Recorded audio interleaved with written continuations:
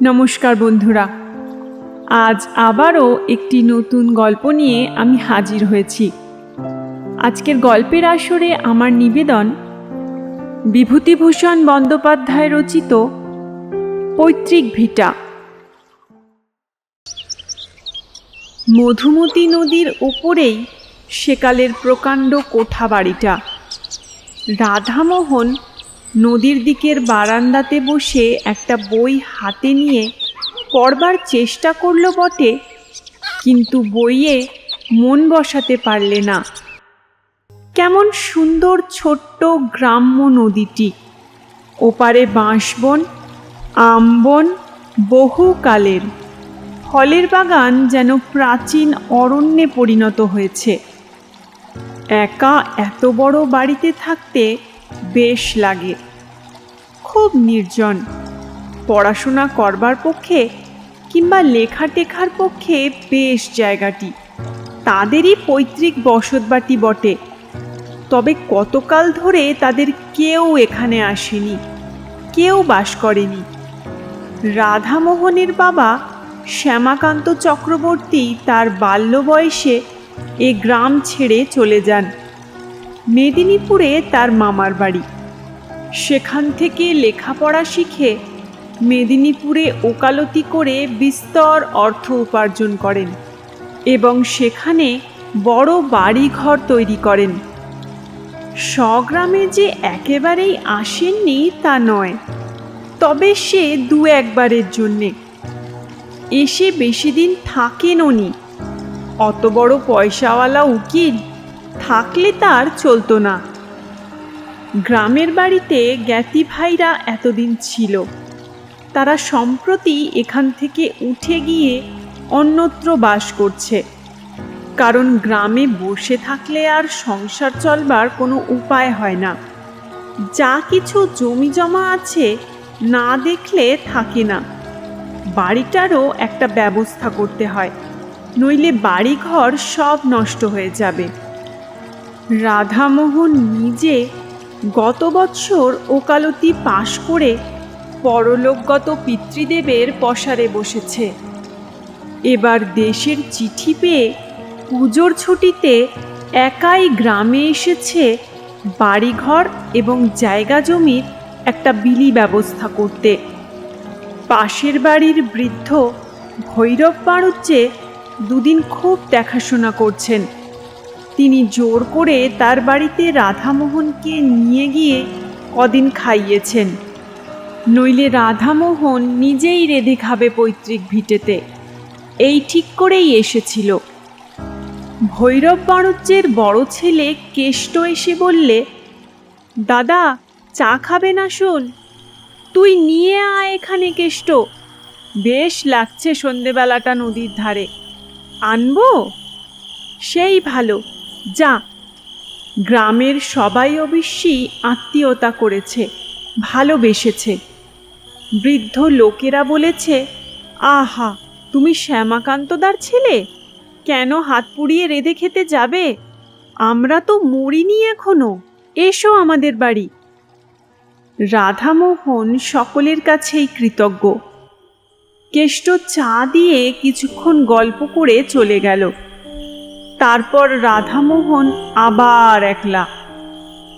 অন্ধকার রাত্রি, মধুমতির জলে তারা ভরা আকাশের ছায়া পড়েছে।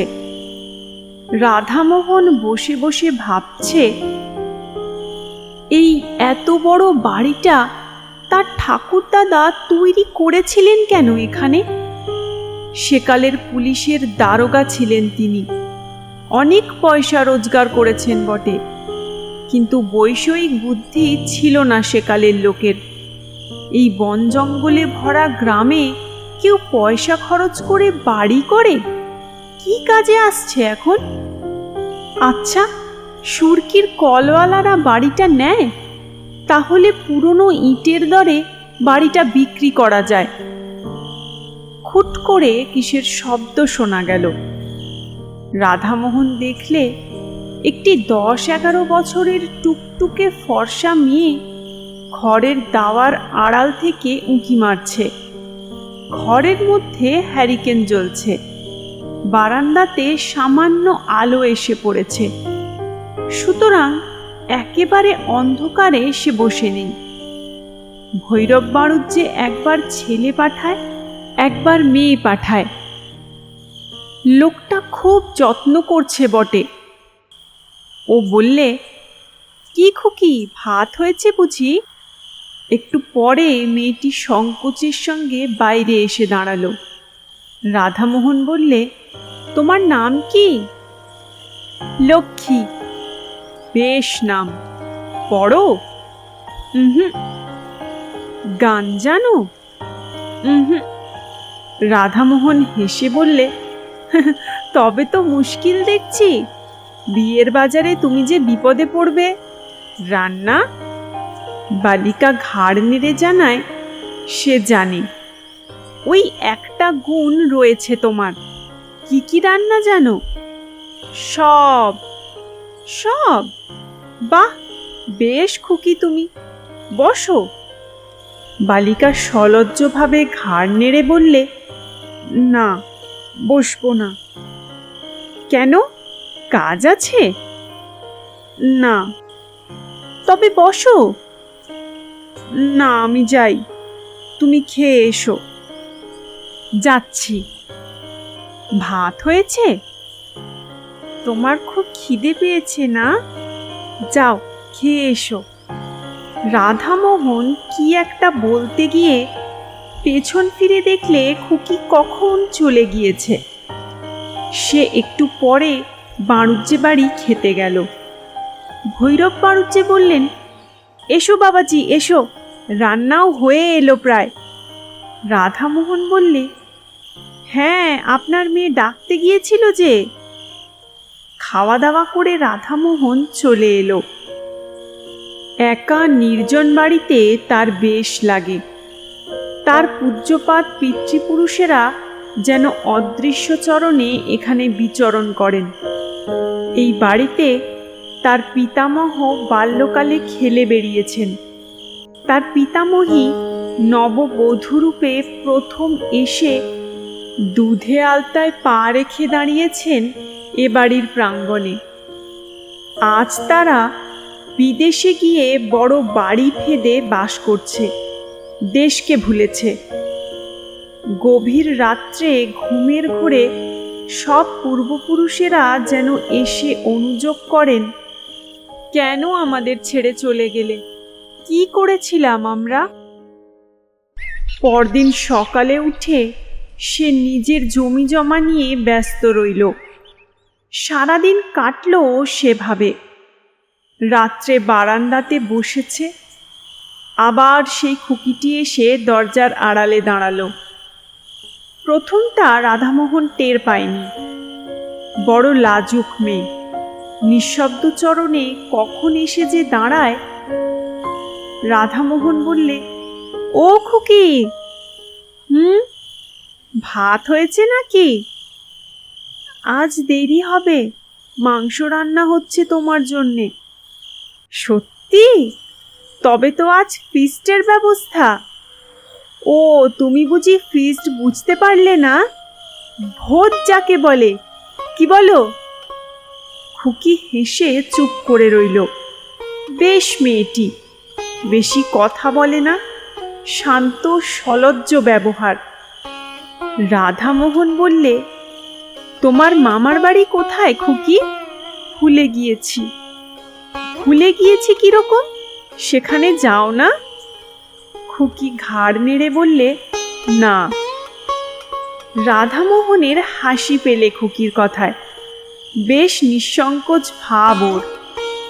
খুকি আবার বললে, তুমি একা এসেছো কেন?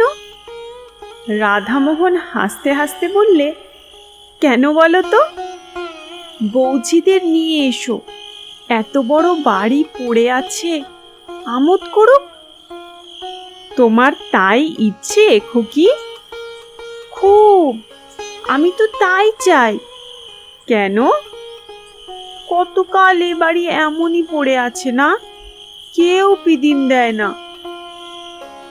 এ কথাটা ওর মুখ থেকে শুনে রাধামোহনের আশ্চর্য লাগলো। এতটুকু মেয়ের মুখে এমন কথা, পাকা গিন্নির মতো। ও কৌতুকের সঙ্গে বললে, তোমার তাতে খারাপ লাগে না কি খুকি? বাহ, লাগে না?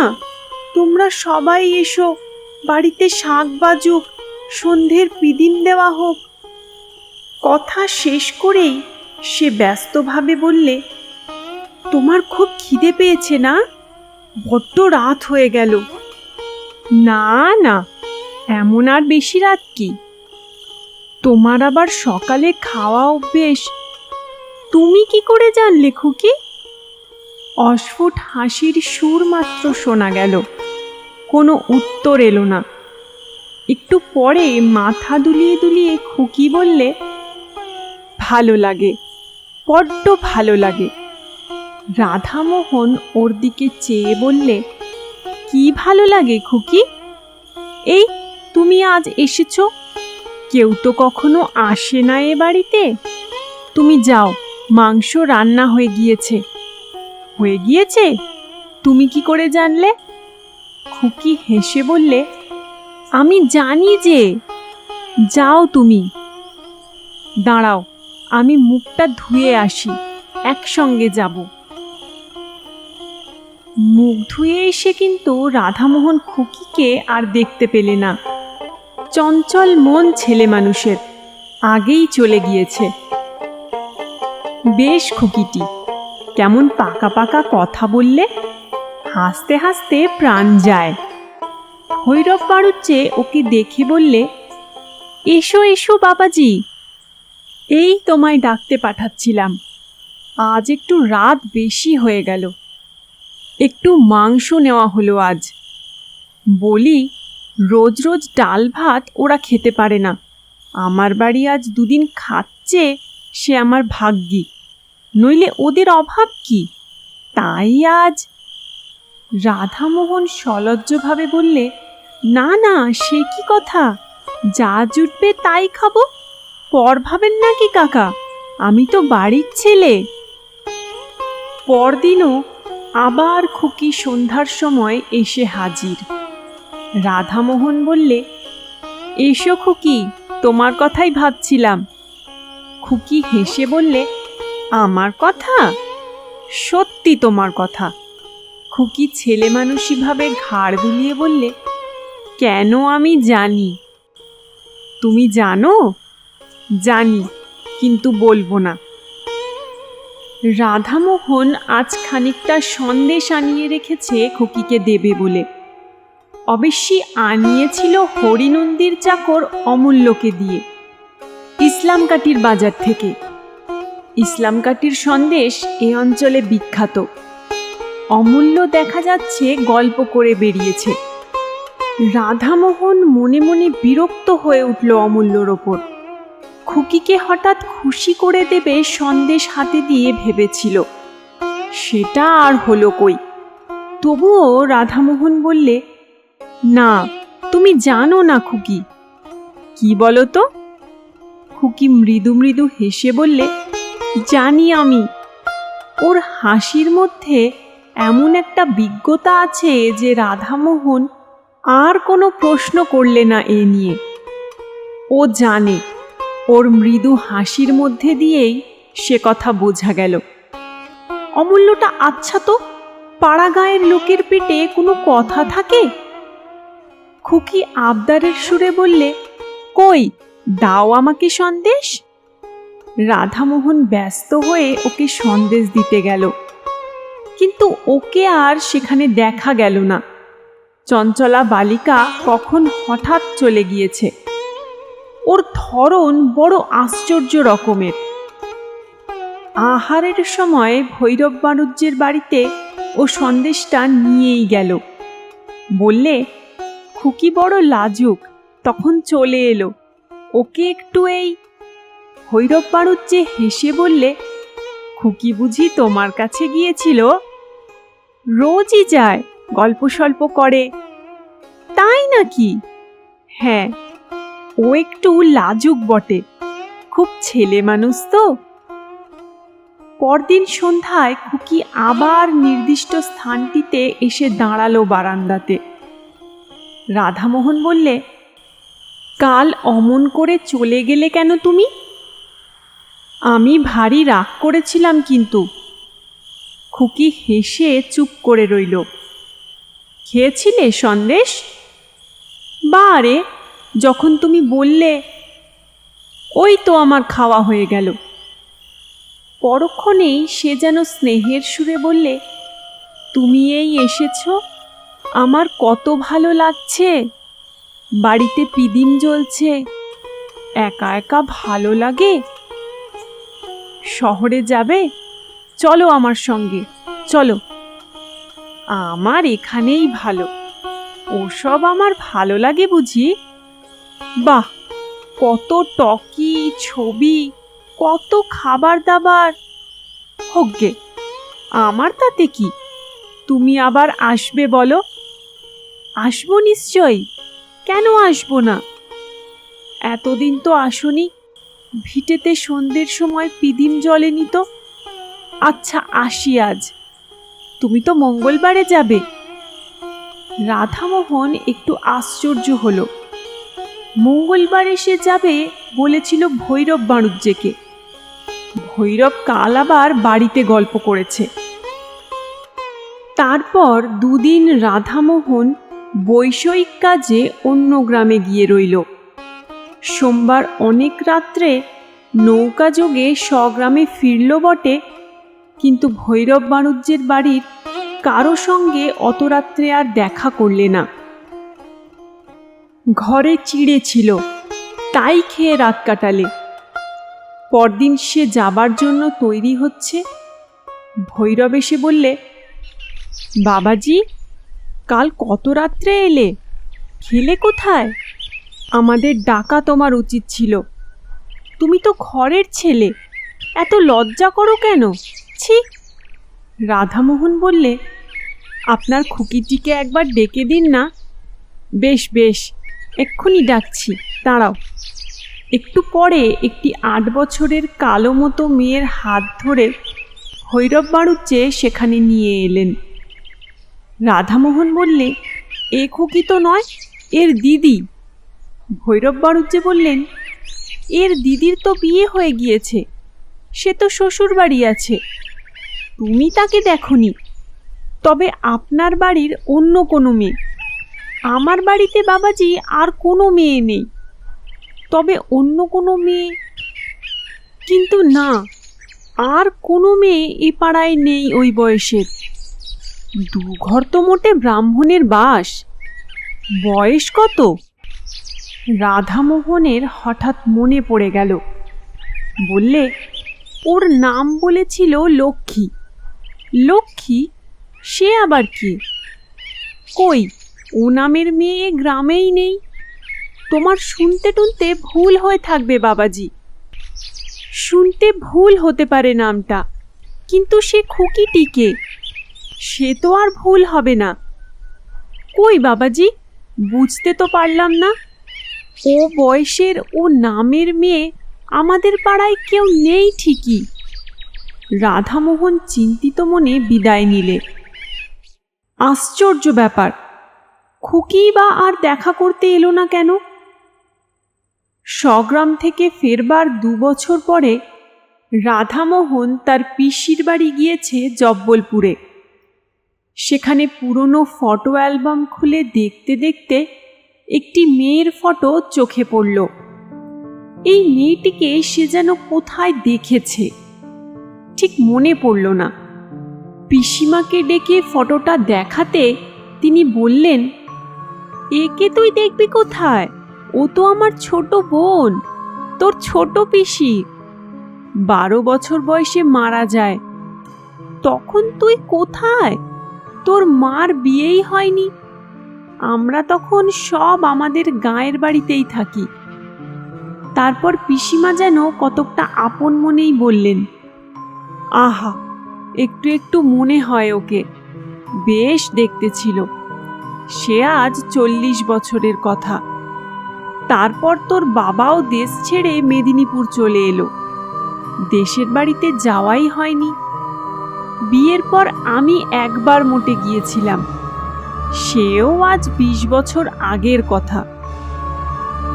রাধামোহন অবাক হয়ে চেয়ে রইল অ্যালবামখানা হাতে করে। হঠাৎ মনে পড়াতে বললে, কি নাম ছিল ছোট পিসিমার? পিসিমা উত্তর দিলেন, লক্ষ্মী।